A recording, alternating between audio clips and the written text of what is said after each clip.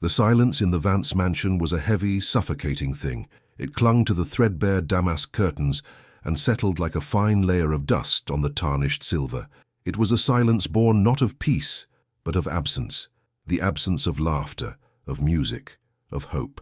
In the grand salon, where sunlight struggled through grimy windows to illuminate the ghosts of a forgotten opulence, Lillian Vance sat at the Steinway grand piano, its ivory keys yellowed like old teeth. Her fingers, long and elegant, hovered over them, but she could not bring herself to play.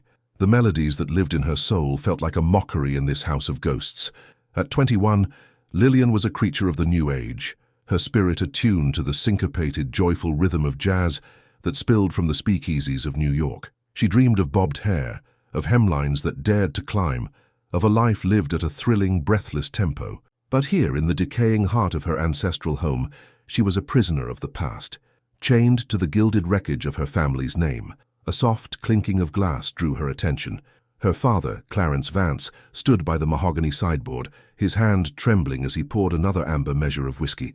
His reflection in the mottled mirror was that of a stranger, a man hollowed out by failure, his shoulders stooped under the invisible weight of debts he could never repay. He had gambled away their fortune, their legacy, their future, one desperate bet at a time, chasing a winning hand that never came. "Anything, Lillian?" he asked, his voice a dry rasp. He meant the post. Every day they waited for letters, each one a potential death blow from a new creditor. She shook her head, her gaze falling to her lap. "Nothing today, Father." He drained the glass in one swallow, the liquid courage doing little to steady the tremor in his hands. Good, good. A day of peace, then. But there was no peace. There was only the slow, agonizing bleed of what little they had left. The servants were long gone, save for Mrs. Gable, their loyal and weary housekeeper. The stables were empty, the gardens overgrown. The Vance name, once a titan of New York society, was now a whispered cautionary tale among the city's elite. Lillian finally pressed a key, a single mournful C minor that hung in the air like a tear. She had been the family's brightest star, her debutante ball the stuff of legends just a few years prior. Suitors had flocked to her, drawn by her beauty and her family's prestige. Among them had been Arthur Harrington, a poet with kind eyes and a gentle heart, who saw the music in her soul, not the money in her name. He represented a simple, pure love, a life she yearned for, now more distant than the moon. But how could she bring him into this ruin? How could she tether his bright future to their sinking ship? The jarring sound of the telephone from the hall shattered the stillness. It was a rare occurrence, one that sent a jolt of pure dread through Lillian's veins. Good news did not come by telephone. She watched as her father, his face ashen, moved to answer it. His side of the conversation was a series of clipped, strangled monosyllables. "Yes, I see. The entire portfolio. By whom? Sterling?" "I don't know a Sterling." A long pause followed. Lillian held her breath, her heart hammering against her ribs. She saw her father's free hand grip the edge of the telephone table, his knuckles turning white. "Yes," he finally whispered, his voice cracking. "I understand. He is on his way." When Clarence returned to the salon, he looked like a man who had just seen his own ghost. He collapsed into a wing-back chair, the worn leather groaning in protest. "Father? What is it?" Lillian asked, rising from the piano bench. "He bought it all," he murmured, staring at a point on the far wall. "Every note, every marker, every last cent of our indebtedness. A man named Walter Sterling." The name meant nothing to her, but the implications were terrifying. To have all their debts consolidated under one name was not a reprieve. It was a tightening of the noose. One man now held their entire world in his hands. Who is he? Why would he do that? "I don't know," Clarence said, his voice hollow. "The solicitor said he is formidable, a new power in the city, made his fortune in steel and shipping after the war, a man who gets what he wants." He finally looked at her, his eyes filled with a terror so profound it stole her breath. "Lillian, he is coming here. Now." The half hour that followed was the longest of her life. They waited in the suffocating silence, the ticking of the grandfather clock in the hall marking the seconds toward their doom. Lillian felt a cold knot of fear twisting in her stomach. What did this man want? Their house was mortgaged beyond its value. The art had been sold, the jewelry pawned. There was nothing left to take, nothing but their name, and a daughter who was the last vestige of their former grace. The sound came from a distance at first, a low, powerful thrum that grew into the confident roar of a finely tuned engine. It was a sound of wealth and power, utterly alien to their quiet street of decaying manners. Lillian moved to the window, pulling back the heavy curtain just enough to see. A car, long and black and gleaming like polished jet, rolled to a stop at their gate. It was not a Ford T or a modest Buick. It was a Duesenberg, a chariot of the gods, its chrome details glinting arrogantly in the pale afternoon light. A chauffeur in a crisp uniform emerged, opening the rear door with a deferential bow. The man who stepped out was tall, his frame outlined by a perfectly tailored charcoal suit. Even from a distance, he radiated an aura of absolute, unshakable control. He moved with a predator's economy of motion, his gaze sweeping over the dilapidated facade of their home, not with pity, but with the cool, appraising eye of a collector. As he walked up the cracked flagstone path, Lillian saw his face more clearly. It was a composition of sharp angles and stark planes, handsome in a severe, unforgiving way. His dark hair was slicked back from his forehead, and his eyes, she would soon learn, were the color of a winter storm. This was not a man who negotiated. This was a man who dictated terms. The doorbell chimed, a funeral knell. Mrs. Gable, her face pale, shuffled to answer it. Walter Sterling stepped into the hall, and the very atmosphere of the house seemed to shift, charging with his presence. He removed his hat and leather gloves with methodical precision, handing them to the housekeeper without a glance. His gaze found Clarence Vance, who had risen unsteadily to his feet. "Mr. Vance?" Sterling's voice was a deep baritone, smooth and cold as marble. It held no warmth, no preamble. "I am Walter Sterling.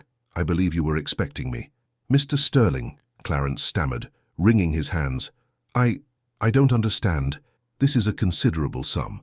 I can assure you with time I can begin to make arrangements for repayment."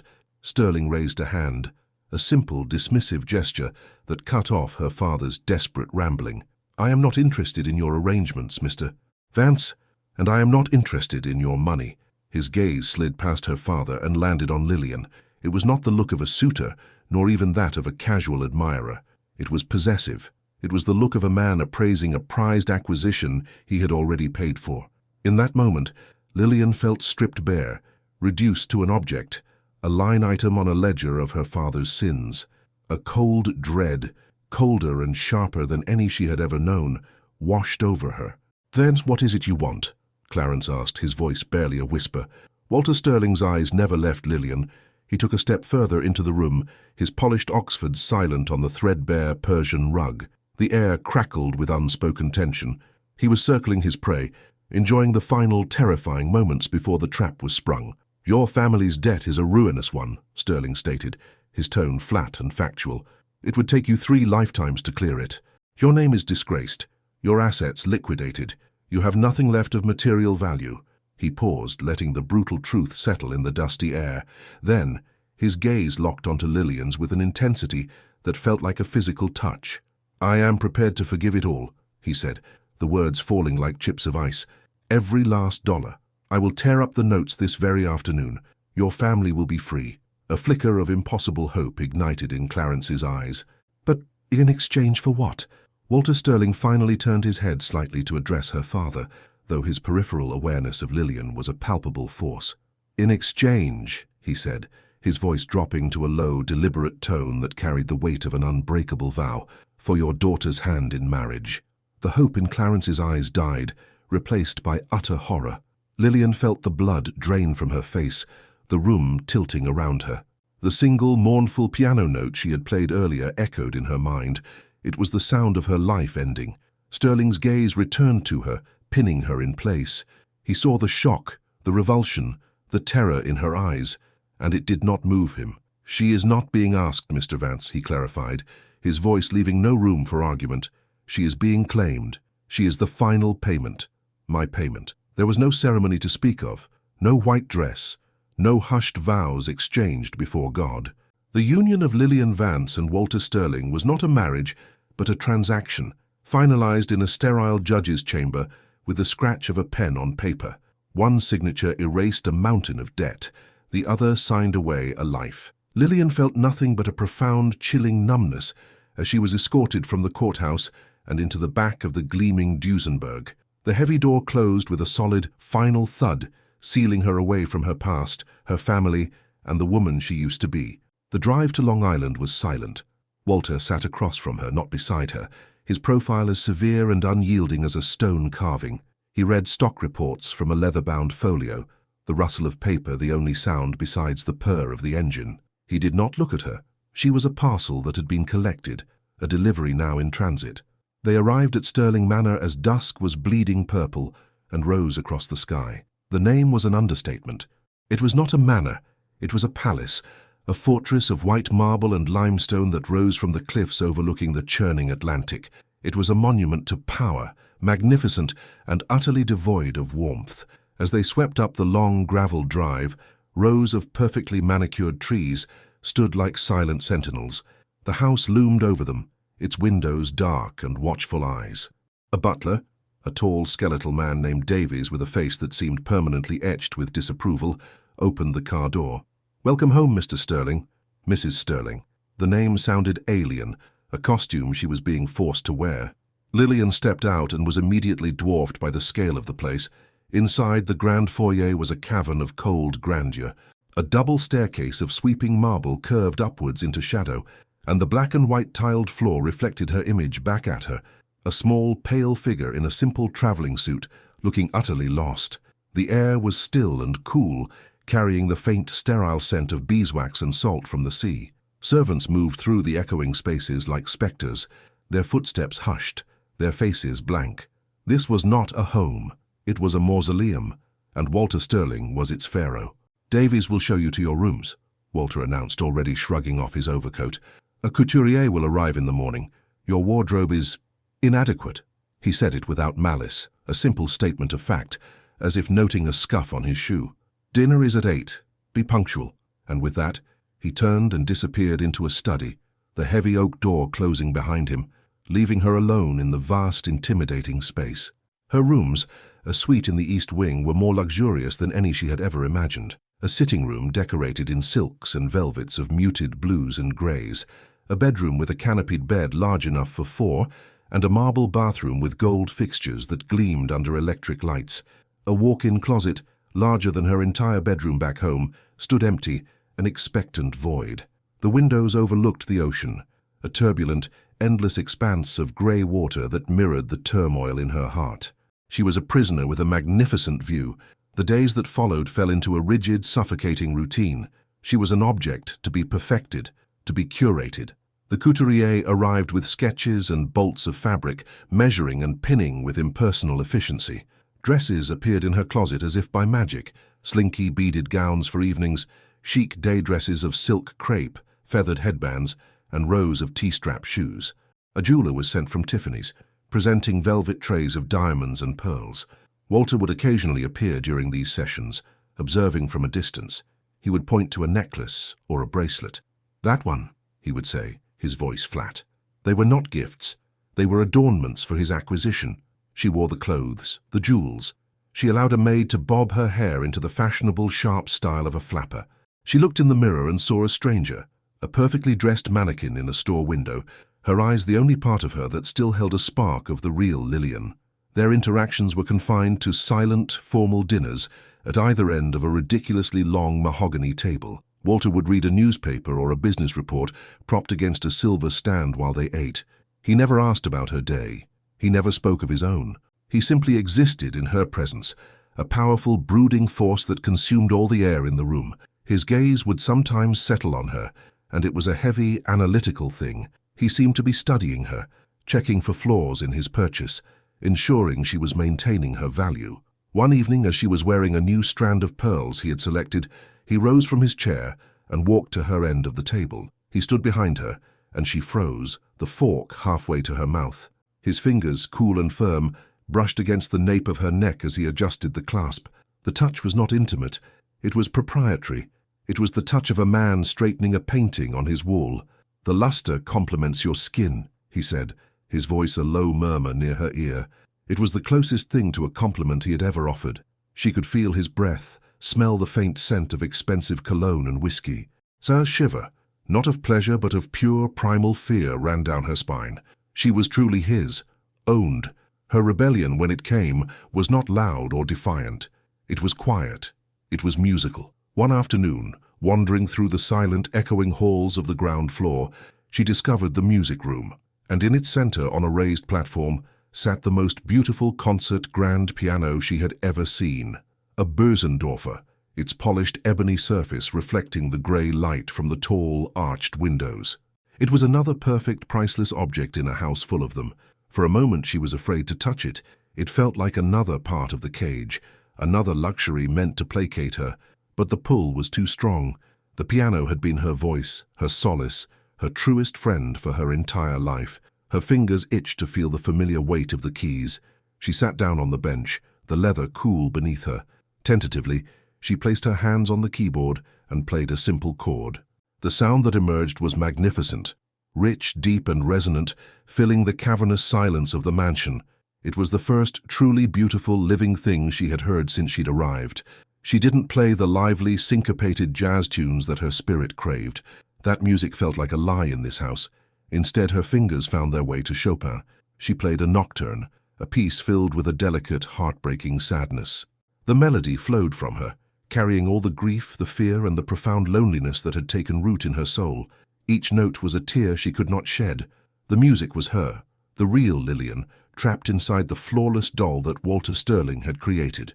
She played for over an hour, losing herself in the sorrowful beauty of the compositions of Satie and Debussy. She poured all her unspoken rage and despair into the keys, her music a desperate, mournful cry echoing through the cold marble halls. It was the only way she could fight back, the only way she could remind herself that she still had a soul, something that Walter Sterling could never truly own. She was so lost in her playing that she didn't hear him enter. When she finished the final, fading notes of a particularly melancholic piece, a profound silence descended once more. And it was in that silence that she felt it, his presence. She looked up. Walter was standing in the shadows of the arched doorway, his tall frame a dark silhouette against the light of the hall. She had no idea how long he had been there. His face was unreadable, his expression cloaked in shadow. He didn't applaud, he didn't speak, he simply stood there, watching her, listening. Her heart pounded in her chest, a frantic bird against the bars of her ribs. She expected him to command her to stop, to tell her that such sad music was not permitted in his perfect house. She had challenged him, filled his silent sanctuary with her sorrow, but he said nothing. After a long, tense moment, he simply turned and walked away, his footsteps receding down the hall until he was swallowed by the silence once more. Lillian sat at the piano, her hands trembling. He hadn't stopped her, but his silent observation was somehow more unnerving than any command. He had heard her cry for freedom, had listened to the sound of her breaking heart and had walked away without a word. The gilded cage was stronger than she thought, and her captor was always listening. 2 weeks after her arrival, Walter announced he would be hosting a gala. It was not a discussion, it was a decree delivered by his secretary via a typed memorandum. The purpose was ostensibly to celebrate the acquisition of a new shipping line, but Lillian knew the truth. It was to formally present his newest, most beautiful asset, his wife. The night of the party, Lillian stood before the full-length mirror in her dressing room, a stranger in a shimmering cage. The dress was a masterpiece of Parisian design, a column of silver bugle beads and crystalline embroidery that clung to her form like a second skin. It was exquisite, scandalously modern, and felt as heavy as a suit of armor. Diamonds, cold and brilliant, dripped from her ears and encircled her throat. She was the sterling jewel, polished and placed on display. When she descended the grand staircase, the mansion was utterly transformed. The cavernous silence was gone, replaced by the exuberant brassy notes of a live jazz orchestra. Champagne flowed from towering fountains, and the air, thick with perfume and cigar smoke, buzzed with the chatter of hundreds of guests. Flappers with lacquered hair and daring hemlines danced the Charleston with men in crisp tuxedos. It was a scene of frantic, almost desperate gaiety, a perfect tableau of the roaring 20s. Walter was waiting for her at the bottom of the stairs. He looked impossibly handsome, a dark prince in his own kingdom. He took her hand, his touch cool and possessive. "Perfect," he murmured, his eyes sweeping over her not with a husband's affection, but with a collector's pride. He led her into the throng, his hand a firm, inescapable presence at the small of her back. "My wife, Lillian," he would say, his voice smooth as velvet as he introduced her to industrialists, bankers, and their glittering wives. She smiled until her face ached. offered polite, empty responses, and felt 1,000 miles away. She was an actress playing a part, the words not her own, the smile a mask. Walter was always near, a silent warden ensuring she did not step out of line. She was accepting a glass of champagne she had no intention of drinking when she saw him. Across the swirling, chaotic ballroom, a familiar face stood out like a single candle in a hurricane. Arthur Harrington. Her heart gave a painful lurch. He looked out of place in his slightly too formal rented tuxedo, his kind, thoughtful eyes taking in the decadent spectacle with a poet's bewildered gaze. He was here, in this house. Their eyes met, and for a fleeting second, the noise of the party faded away. He gave her a small, hesitant smile, a smile of shared memories of a simpler, happier time. It was the first genuine human expression she had seen directed at her in weeks. Making a polite excuse, she began to navigate the crowd, a magnetic pull drawing her toward him. He met her halfway near the French doors that led to the terrace. "Lillian," he breathed, his voice filled with a mixture of awe and concern. "You look like a queen in a fairy tale, or a prisoner in a tower," she replied, the words slipping out before she could stop them. A shadow crossed his face. "Are you happy, Lily?" he asked, his voice low and earnest, using her childhood nickname. She wanted to scream the truth. She wanted to tell him about the silent dinners, the cold pronouncements, the suffocating weight of this gilded cage. But Walter's eyes were on her. She could feel his gaze from across the room, a physical weight. "I am Mrs. Sterling now, Arthur," she said, her voice carefully neutral. "My life is very different." The orchestra shifted its tempo, sliding into a slow, dreamy waltz. Arthur extended a hand. "One dance? For old time's sake?" It was a reckless, dangerous idea, but the thought of feeling a friendly arm around her, of having a moment of genuine connection, was a temptation she couldn't resist. "I'd love to," she whispered. As he led her onto the polished dance floor, it was as if a crushing weight had been lifted from her shoulders. His hold was gentle, respectful. They moved together with the easy familiarity of old friends, a stark contrast to the rigid formality of her existence. "I was so worried when I heard," he murmured, his lips near her ear. "It all happened so fast. Your father, they say he was ruined." "He was," she confirmed, her voice tight. "Mr. Sterling was generous." The lie tasted like ash in her mouth. "Is he good to you?" Arthur pressed, his brow furrowed with genuine care. She couldn't answer. Instead, she looked up at him, letting her eyes convey what her words could not. The fear, the loneliness, the desperation. He seemed to understand. His hand tightened slightly on hers in a gesture of silent support. For those 3 minutes, as they swirled to the melancholy melody, she wasn't Mrs. Sterling, the billionaire's possession. She was Lily Vance, dancing with a poet who saw her soul. It was a glimpse of the life she had lost, a breath of air for a drowning woman. And from across the room, Walter watched. The mask of cool indifference he wore so masterfully had shattered. His face was a study in controlled fury. His jaw was clenched so tightly a muscle jumped along his cheekbone. The hand that held his champagne flute was white-knuckled, the glass in danger of splintering. His eyes, usually so distant and calculating, were now chips of ice, fixed on Arthur's hand on Lillian's waist with a look of pure, venomous jealousy. It was not the anger of a slighted husband. It was the primal rage of a king who sees a peasant touching his most prized treasure. The moment the music ended, Walter was there. He moved through the crowd with a silent, predatory grace. He did not acknowledge Arthur beyond a curt, dismissive nod that was a clear and brutal insult. "The governor wishes to meet you," Walter said to Lillian, his voice dangerously soft. He took her arm, his grip not painful, but as unyielding as iron. He led her away from the dance floor, away from Arthur's worried gaze, not toward the governor, but through a side door and onto a deserted stone terrace. The cold night air was a shock after the heat of the ballroom. Below them, the Atlantic Ocean crashed against the cliffs, its roar a symphony of untamed power. "Who was that?" Walter asked, his back to her as he stared into the churning darkness. "An old friend," Lillian replied, rubbing her arm where his fingers had been. "His name is Arthur Harrington." "Harrington," Walter repeated the name as if tasting something sour. He turned to face her, his features carved by moonlight and shadow. "You will not see him again." A spark of her old defiance, fanned by the brief warmth of her dance with Arthur, ignited within her.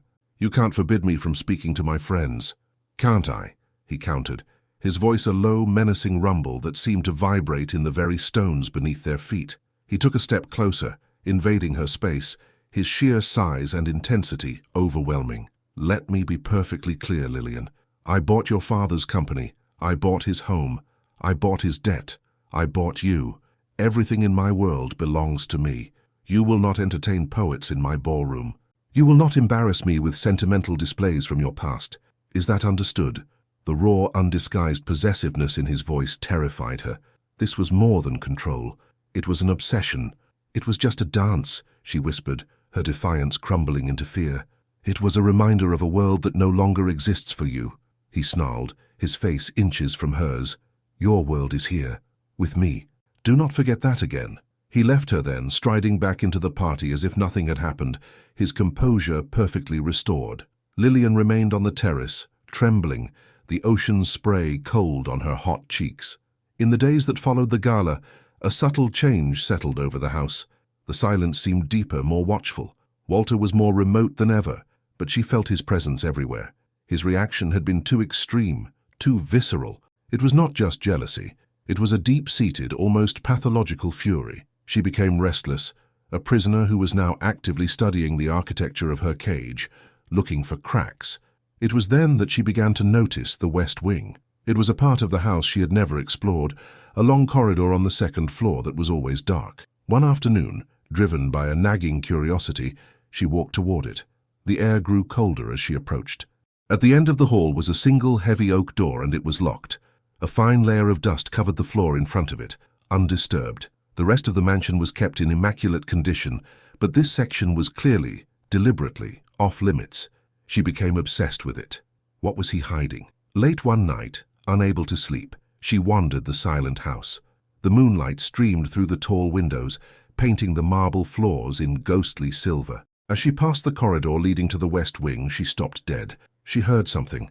It was faint, almost imperceptible beneath the sound of the wind and the sea, a thin, tinny thread of music. It was the unmistakable, scratchy sound of an old gramophone, playing a melody she didn't recognize, a sentimental pre-war waltz.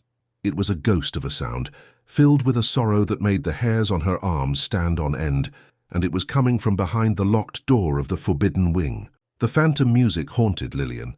It became an obsession, a puzzle box she felt compelled to unlock. The West Wing was no longer just a locked part of the house. It was the heart of the mystery that was Walter Sterling. His violent reaction to her dance with Arthur, the chilling possessiveness in his voice, and now this ghostly music, it all pointed to a secret locked away in the mansion's shadows. And she knew with a certainty that chilled her to the bone that the key to understanding her own gilded prison lay behind that door. Her opportunity came a week later. Walter was gone for 2 days, a trip to Chicago for a meeting that, he had informed her via another sterile memorandum, was unavoidable. The house felt emptier without his oppressive presence, but also more menacing. It was now just her and the secrets. She waited until the dead of night, when the servants were asleep in their own wing, and the great house was still. Dressed in a simple silk robe, her bare feet silent on the cold marble floors, she made her way to the second floor.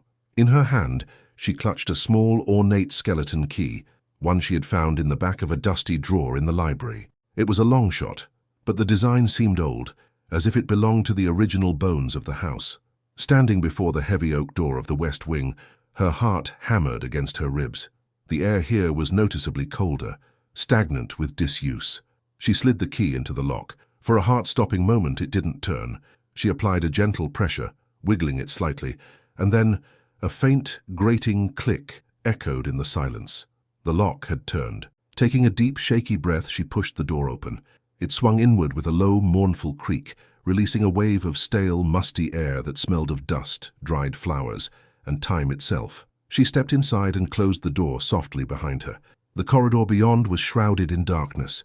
Using a small silver lighter she'd taken from a side table, she flicked it to life. The tiny flame cast long, dancing shadows, revealing a hallway draped in white dust cloths. Everything, chairs, tables, paintings, was covered, preserved like entombed relics. It was a wing frozen in time. Guided by the flickering light, she moved deeper into the suffocating silence. She pushed open the first door she came to. It was a lady's bedroom, and it was here that the sense of stepping into a preserved past became overwhelming. The dust cloths were gone. The room was immaculate, yet untouched. A silver-backed brush and comb set lay on a polished mahogany vanity. A book of poetry lay open on the nightstand, a dried rose marking a page. On the bed, a beautiful lace nightgown was laid out, as if someone were about to return at any moment. It was a shrine, a perfectly maintained, heartbreakingly intimate shrine. Her eyes were drawn to the vanity mirror. Propped against it was a small, oval-framed portrait, a hand-tinted photograph of a young woman. Lillian raised the lighter for a better look, and the air rushed from her lungs in a choked gasp. She was staring at her own face, or rather, a face that was so astonishingly uncannily similar to hers that it could have been her twin. The same heart-shaped face, the same wide-set eyes, the same curve of the lips. The woman in the portrait had her hair styled in an older Gibson girl fashion, and her dress was from a decade earlier, but the resemblance was terrifying. It was like looking at her own ghost from another era. Her hand trembling, she picked up the portrait. Who was this woman? Why was this room, her room, kept as a perfect, silent sanctuary? Her gaze fell upon a small leather-bound journal sitting next to the portrait. The cover was embossed with a single, elegant initial, E. With a sense of dread and inevitability, Lillian opened it. The handwriting inside was a graceful, looping script. The ink faded from black to a soft brown. The first entry was dated 1917. "Walter gave me this journal today," it began. "He said a woman with so many dreams should have a place to keep them safe. He is not like the other boys. He is so serious, so driven. But when he looks at me, I feel as though I am the only person in the world. He promises we will build an empire together, a life so grand it will make the stars jealous." Lillian sank onto the small velvet stool, her legs suddenly unable to support her. Evelyn. The woman's name was Evelyn. She read on, her horror mounting with every page she turned. The diary told a story of a pure and passionate first love, a love between a young, ambitious Walter Sterling, not yet a magnate, but a man with ferocious dreams, and Evelyn, the daughter of a respectable but not wealthy family. Then the tone of the entries began to change. "My father has forbidden me from seeing Walter. He says he is too intense, too ambitious, from the wrong side of the tracks. Father wants me to consider a proposal from the Vance family. Their son is older, but they are one of the most powerful families in New York. Father says it is a match that would secure our future forever." Lillian felt a cold dread snake around her heart. The Vance family. She flipped through the pages, her eyes scanning the increasingly desperate entries. Evelyn wrote of secret meetings with Walter, of his promises to make his fortune quickly so they could run away, and then the final, devastating entries. "My father is ruined. The Vances, the old man, Clarence's father, led him into a disastrous investment. They promised him riches, but it was a trap. They used him, and now they have cast him aside. We have lost everything. The shame is too much for him to bear." The last entry was almost illegible, the script jagged and smeared with what looked like tear stains. "Walter is gone. He has enlisted. He said he is going to war to become a man they can't ignore, to earn a fortune they can't deny. He made me promise to wait for him, but I don't know how I can. The Vances have destroyed us. They have destroyed everything. There is no hope left. There is only the darkness." The pages after that were blank. Lillian closed the diary, her hands numb. It all clicked into place, the pieces of the puzzle forming a monstrous, horrifying picture. Her grandfather had ruined Evelyn's family. Walter had loved this woman, a woman who looked just like her, and her family had taken her from him, driven her to despair. And then, what? What had happened to Evelyn? Lillian stood up, her mind reeling. She was a ghost. She was a replacement. This marriage, this house, these jewels, it wasn't about her at all. It was about her. Walter hadn't chosen her. He had chosen a ghost, and Lillian was merely the flesh and blood he was using to bring her back to life. And it was also about revenge. A cold, calculated, patient revenge enacted upon the next generation of the family that had destroyed his world. He hadn't saved her family from ruin. He had simply purchased them, body and soul, to make them players in his twisted psychodrama of loss and retribution. The kindness he'd shown in buying their debt was the cruelest act of all. He hadn't rescued her. He had bought her to be the centerpiece of his vengeance. A wave of nausea and pure, unadulterated rage washed over her. She was not a wife, she was a symbol. She was not a person, she was an effigy. Every moment in this house, every dress, every silent dinner had been a lie, a carefully constructed stage play with her as the unwilling star, and she hadn't even known the script. She fled the room, leaving the door ajar, the ghost of Evelyn free for the first time in years. She ran blindly down the hall, back to the safety of her own gilded cage, the diary clutched to her chest like a damning piece of evidence. She collapsed onto her bed, the silken sheets cold against her skin. The cage was no longer just gilded, it was haunted. And the man she had married was not just a cold, possessive stranger. He was a monster, a man so consumed by the ghosts of his past that he would stop at nothing to recreate it, destroying anyone who stood in his way. She couldn't stay. She couldn't live one more day as a stand-in for a dead woman, a pawn in a dead man's game of revenge. She had to escape. And she knew only one person who would help her. With trembling fingers, she went to the writing desk. She pulled out a sheet of crisp, monogrammed stationery, Mrs. Walter Sterling, and the irony was a bitter pill. She dipped the pen in ink, her resolve hardening into a sharp diamond point. "Arthur," she wrote, "I am in terrible danger. You were right. This is a tower, and I am a prisoner. Please, you must help me. I need to get away. I need you to save me." She would find a way to get the message to him, and then she would run. She would flee this house of ghosts and the man who was its master, or she would die trying. Do you believe that love can conquer time? Tell us in the comments. The 2 days of Walter's absence were the longest of Lillian's life. She moved through the vast, silent rooms of the mansion like a wraith, the horrifying truth of her existence, a constant, gnawing presence in her mind. Every portrait on the wall seemed to watch her with accusatory eyes. Every reflection in a polished surface showed her the face of a ghost. She was living in Evelyn's mausoleum, and the diary, which she now kept hidden beneath the mattress of her bed, was a constant damning reminder of the lie she was living. Getting the message to Arthur was a risk of monumental proportions. Walter's staff was fiercely loyal, their faces impassive masks that revealed nothing. She couldn't trust any of them. Davies, the butler, seemed to anticipate her every move, his skeletal form appearing silently in doorways as if summoned by her very thoughts of escape. Her chance came in the form of a delivery boy from the village florist, a fresh-faced youth with a cap pulled low over his eyes, bringing the weekly delivery of funereal white lilies that Walter insisted upon. As Mrs. Gable was signing for the delivery in the kitchen, Lillian intercepted the boy on the service porch. With trembling hands, she pressed the folded note and a $10 bill, a small fortune for him, into his palm. "Please," she whispered, her eyes wide and desperate. "This is a matter of life and death. You must deliver this to Mr. Arthur Harrington at the village post office. Tell no one, please." The boy, startled by her intensity and the generosity of the tip, simply nodded, stuffed the note in his pocket, and hurried away. Lillian watched him go, a prayer on her lips. She had just set a match to the fuse of her own life. Now all she could do was wait for the explosion. The response came the following afternoon, tucked inside a seed catalogue delivered with the Daily Post. It was a simple, unsigned note in Arthur's familiar, slanted script. "Tonight, when the storm hits its peak, the old boathouse at the edge of the property, I will be waiting." A storm. Lillian looked out the window. The sky to the east was a bruised, menacing shade of purple-grey, and the sea was growing restless, its placid surface churning into white-capped waves. The air was heavy, charged with an electric tension that mirrored her own. It was perfect. A storm would provide the cover she needed. That evening Walter was due to return. The thought of facing him, of sitting across from him at that long mahogany table with the terrible knowledge she now possessed, made her feel physically ill. She had to be gone before he arrived. As dusk fell, the storm rolled in from the sea with a primal fury.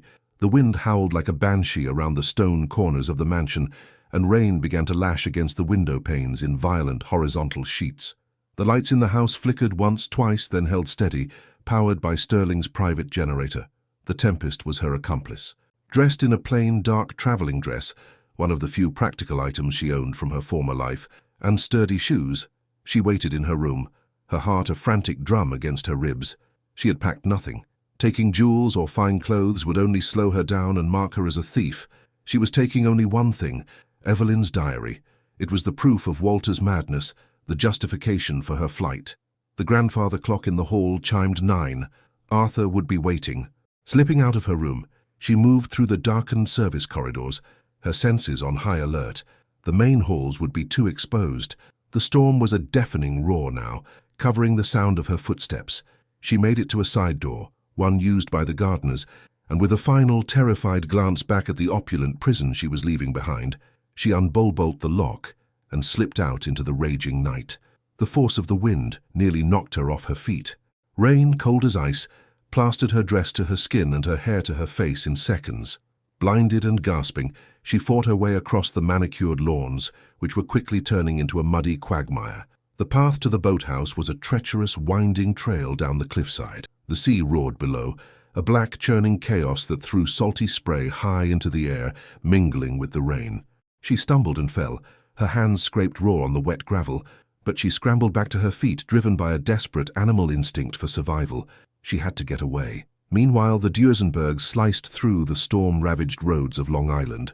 Inside, Walter Sterling sat in silence, the rhythmic swish of the windshield wipers a hypnotic counterpoint to the turmoil in his own mind. The trip to Chicago had been a success, another empire bent to his will, but the victory felt hollow. He felt an unusual nagging pull to return home, an unease he couldn't name. He found himself thinking of Lillian, of the mournful music she played on the piano, of the defiant spark in her eyes when she had danced with that poet. He had meant to break her spirit, to mold her into the perfect, placid image of Evelyn, but Lillian was not placid. She was fire and music, and a part of him, a part he refused to acknowledge, was drawn to that flame. When the car pulled up to the grand entrance of the mansion, he knew immediately that something was wrong. There was a frantic energy in the air. Davies met him at the door, his usual composure fractured. "Mr. Sterling, thank God you've returned. It's Mrs. Sterling, sir. She is not in her rooms. We cannot find her anywhere." Walter's blood ran cold. He strode past the butler, taking the grand staircase 2 steps at a time. Her suite was empty. The bed was untouched. A dark, muddy footprint marred the silk rug near the corridor door. He turned, and his eyes fell on the hallway leading to the west wing. The door, the one that was always locked, stood slightly ajar. A terrible premonition seized him. He walked toward it, his footsteps echoing in the suddenly silent hall. He pushed the door open and stepped into the preserved past. The scent of dust and dead roses filled his nostrils. He walked into Evelyn's bedroom and stopped dead. The room was not as he had left it. The small vanity stool was pulled away from the table. The portrait of Evelyn was slightly askew. And the diary, it was gone. A guttural roar of pure, primal fury tore from his throat. She knew. Lillian knew everything. She had desecrated his sanctuary and stolen his most private pain, and she had fled. The realization hit him with the force of a physical blow. She had run from him. His mind raced, piecing it together with brutal, instant clarity. The poet. Harrington. She had run to him. He stormed back through the house, a terrifying force of nature that dwarfed the storm outside. "My car!" he bellowed at the chauffeur. "Now!" As he shrugged on a heavy overcoat, his eyes scanned the grounds through a rain-streaked window, and then he saw it. A faint, flickering light far down the cliff path near the old boathouse, and the dim, unmistakable shape of a second vehicle parked on the service road below, a common, boxy Ford Model T. He didn't wait for the chauffeur. He sprinted from the house and into the driver's seat of the Duesenberg himself. The powerful engine roared to life, a sound of rage and vengeance. He wrenched the wheel, tearing across the pristine lawn, carving muddy tracks in his wake. His destination, the narrow, winding service road that led to the coast. He was a hunter, and his prey was in sight. He was not just chasing a runaway wife. He was chasing the ghost of his past, and he could not let her escape him again.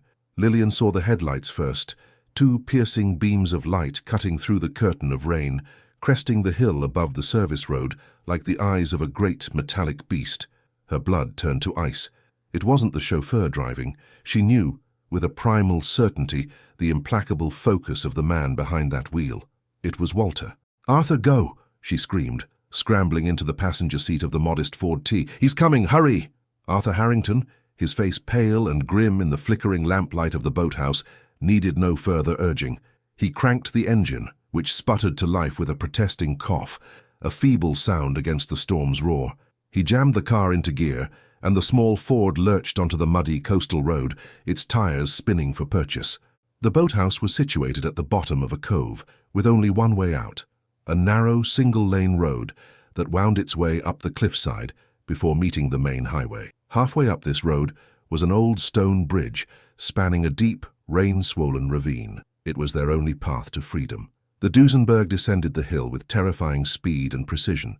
It was a predator, built for power and pursuit, while the Ford was a simple workhorse, struggling against the mud and the incline. The chase was a horribly mismatched affair. In her side mirror, Lillian watched the gap between them close with sickening speed. Walter wasn't just following, he was hunting them down. The powerful beams of his car flooded their small cabin with a blinding, relentless light. "He's gaining on us," Lillian cried, her knuckles white as she gripped the dashboard.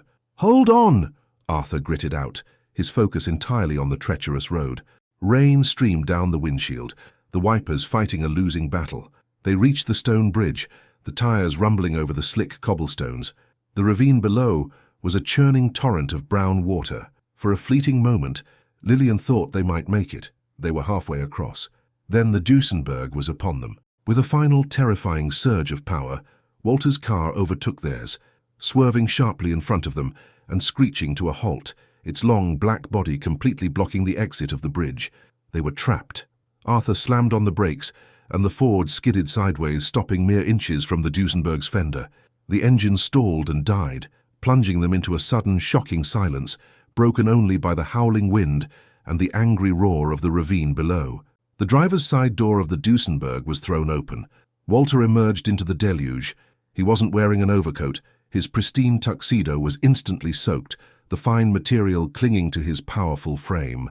Rain plastered his dark hair to his skull, and water streamed down his face, but he seemed oblivious to the storm. He was the storm. His eyes, burning with a cold, white-hot fury, were fixed on Lillian. "Get out of the car, Lillian," he commanded. His voice was not a shout. It was a low, deadly rumble that carried over the wind, a sound of absolute and terrifying authority. Arthur, his fear momentarily eclipsed by a surge of protective indignation, opened his own door. "Leave her alone, Sterling. You have no right."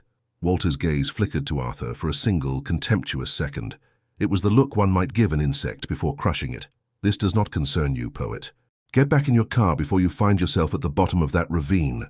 Lillian knew he meant it. She pushed her own door open, stepping out into the maelstrom. The wind tore at her, and the cold rain was a physical shock, but she stood her ground, facing him across the short expanse of the bridge.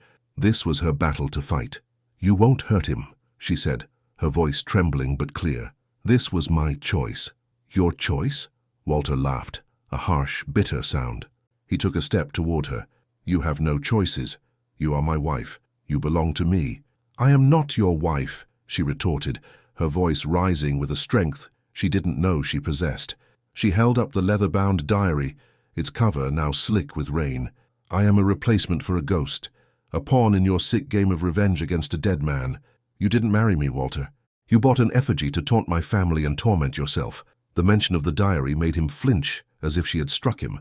For the first time, a crack appeared in his iron composure. The fury in his eyes was joined by a flash of raw, naked pain. "You know nothing," he snarled, advancing on her. "You went into that room. You desecrated her memory." "I honored her memory," Lillian shot back, standing her ground as he loomed over her. "I learned her story. You're the one who desecrated it by turning it into this monstrous obsession. You didn't love her, you worshipped a memory you tried to force onto me." He was inches from her now, the rain dripping from his chin, his chest heaving with ragged breaths. He looked from her face to the diary and back again, his expression a maelstrom of conflicting emotions. The carefully constructed walls he had built around his heart were crumbling under the force of her words and the fury of the storm. "It was about vengeance," he admitted, his voice cracking, the confession torn from the depths of his soul. "Yes, your grandfather destroyed my world. He took everything from me. He took her from me. She was my life. I wanted your family to feel what I felt. I wanted to own the last beautiful thing you had left, just as your family took mine." He reached out not to grab her, but to gently touch her cheek, his fingers surprisingly warm against her cold, wet skin. His eyes searched hers, filled with a desperate, agonizing truth. "But it changed," he whispered, the words a raw, painful admission. "Somewhere along the way, watching you, listening to your sad music fill my empty house, seeing the fire in your eyes when you looked at me, it stopped being about her. It started being about you." A tear, indistinguishable from the rain, traced a path down his cheek. "Tonight, when I came home and you were gone and the thought of losing you, it was 1,000 times worse than losing her all over again. The vengeance means nothing. Nothing without you. He was completely undone, stripped bare of his power, his wealth, his rage. Before her stood not the monster, not the billionaire, but a broken man, finally confessing the one truth he had hidden even from himself.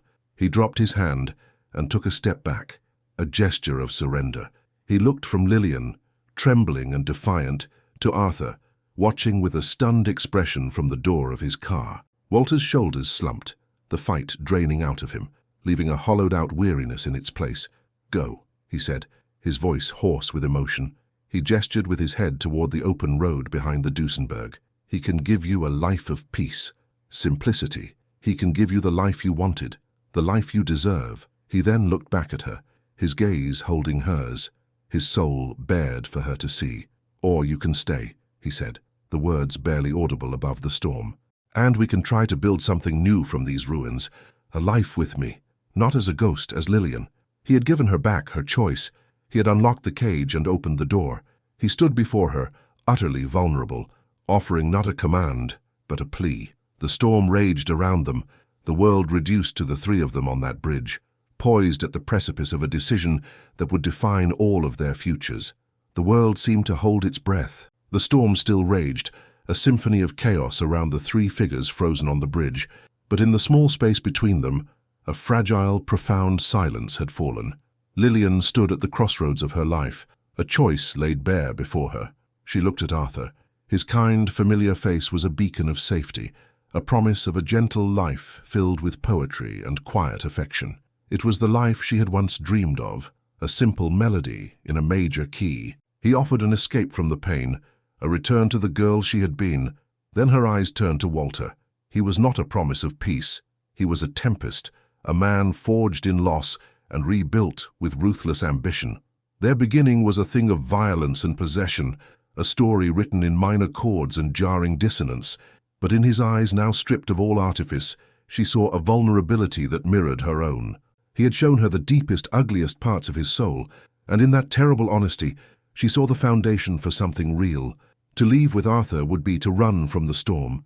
To stay with Walter would be to learn to dance in the rain. She took a slow, deliberate breath, the cold, wet air filling her lungs. She was no longer Lily Vance, the sheltered girl who dreamed of a simple life. This mansion, this man, this ordeal, it had changed her. It had forced her to find a strength she never knew she possessed. She could not go back to who she was. "Arthur," she said, her voice soft but unwavering. He looked at her, his expression hopeful. "You are the kindest man I have ever known. You offered me a lifeline when I was drowning." She gave him a sad, genuine smile. "But I have to learn to swim on my own." She turned fully to Walter. She walked toward him, stopping just before him, and looked up into his tormented face. "I will not be your ghost," she said, her voice clear and strong above the wind. "And I will not be your prisoner." She held his gaze, letting him see the steel in her spine. "If I stay as your wife, as your partner, as your equal. We face the ghosts together, or not at all." A wave of relief so profound it seemed to physically shake him washed over Walter's face. The tension in his shoulders eased, and the haunted look in his eyes softened. He reached out and cupped her face in his hands, his touch now gentle, reverent. "As my equal," he repeated, his voice thick with emotion. "Always." From the corner of her eye, Lillian saw Arthur give a single sad nod of understanding. He saw the undeniable truth that now bound them together on that bridge. Without another word, he got back into his Ford T. He started the engine, reversed slowly, and drove away, disappearing back into the storm, a kind and gentle chapter of her life, closing forever. Now they were alone. Walter slowly lowered his hands and shrugged off his soaked suit jacket, draping it over her trembling shoulders. The warmth of it was a comfort, a first small promise. He said nothing more, but his eyes spoke volumes. He led her to the Duesenberg, opening the passenger door for her before getting in himself. The ride back to the mansion was silent, but it was a new kind of silence. It was not the cold, empty void that had defined their lives, but a space filled with unspoken questions, fears, and the fragile beginnings of hope. When they arrived, he walked her to her room, stopping at the door. "Sleep, Lillian," he said softly. "Tomorrow we begin." 3 months later, sunlight streamed through the tall, arched windows of the West Wing, illuminating dust motes dancing in the sea-scented air. The heavy drapes had been taken down, The white dust cloths were gone, and the windows were thrown wide open, letting in the sound of the gulls and the gentle sigh of the ocean. The wing was no longer a shrine to the dead. It was simply a beautiful, sunlit part of their home. In the center of what had been Evelyn's sitting room, Lillian sat at a small upright piano, a charming instrument they had found in an antique shop in the village. Her fingers danced across the keys, not with the mournful precision of Chopin, but with the vibrant, syncopated rhythm of a new jazz piece she was composing. The melody was alive, unpredictable, full of playful improvisations and soulful blue notes. It was the sound of her own spirit, finally uncaged. Walter entered the room, not with the silent tread of a warden, but with the relaxed gait of a man at peace in his own home. He was reading a book, but he paused in the doorway, a soft smile touching his lips as he listened. The house was no longer silent. It was filled with her music, and he had come to realize it was the most beautiful sound in the world. He walked over and leaned against the piano, setting his book aside. "That one's new," he observed. "It sounds happy." Lillian's hands stilled on the keys. She looked up at him, her smile bright and genuine. "It is." Their life was not a fairy tale.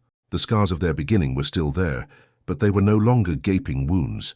They talked for hours, unspooling the tangled threads of their pasts. He told her everything about Evelyn, not as a ghost to be worshipped, but as a young woman he had loved and lost. Lillian, in turn, told him of her dreams, of the music that lived inside her. He had opened the estate's books to her, teaching her the business, valuing her sharp mind. He was no longer her owner. He had become her staunchest admirer.